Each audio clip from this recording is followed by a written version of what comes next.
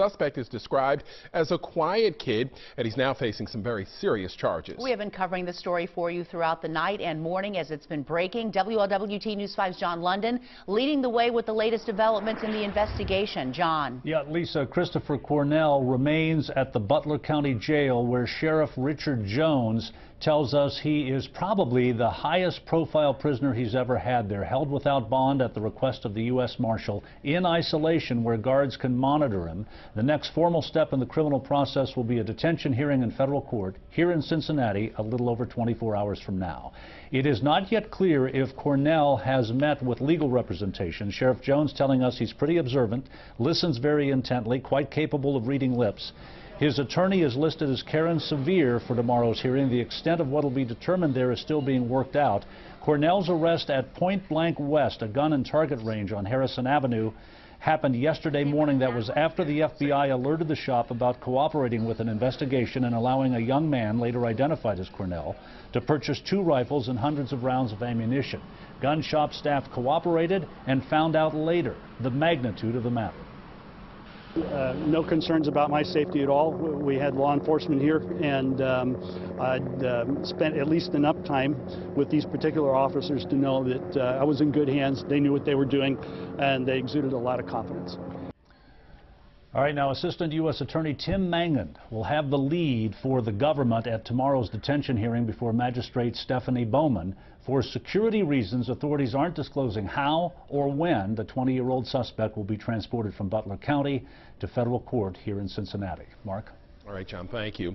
Well, Cornell's takedown and arrest took his family by surprise. WLWT News 5 investigative reporter Todd Dykes spoke with the suspect's father last night, who's still trying to make sense of it all. Well, Mike and Cherie completely blindsided. That's how the parents of Christopher Cornell say they felt when they found out the FBI had charged their son with planning an act of domestic terrorism.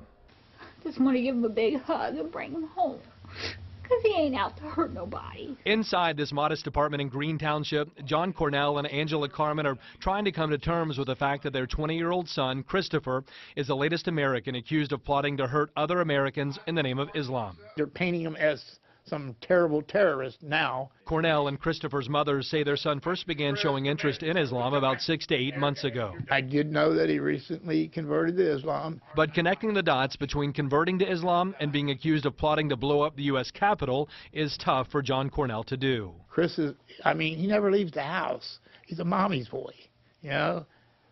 He hangs around with his mom, and his best friend's his kitty cat. John Cornell claims his son has never fired a gun and has never been out of the country. Only left the state a couple of times to go to wrestling tournaments. Cornell says if the accusations are true, his son will pay the price with his family's support. You know, no matter what, we got his back. And if he did wrong, he's going to have to pay for it.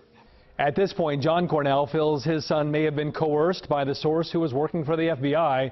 He says Christopher had very little money. In fact, he says his son walked to work at a seasonal job because he didn't have a car. Todd Dykes, WLWT News 5. Now, Cornell was a graduate of 2012 from Oak Hills High School. The school has since released a statement which read in part, during his time at Oak Hills High School, he was a typical student. Christopher was not a disruption or discipline problem in school. His teachers were shocked at the news of his involvement in this situation.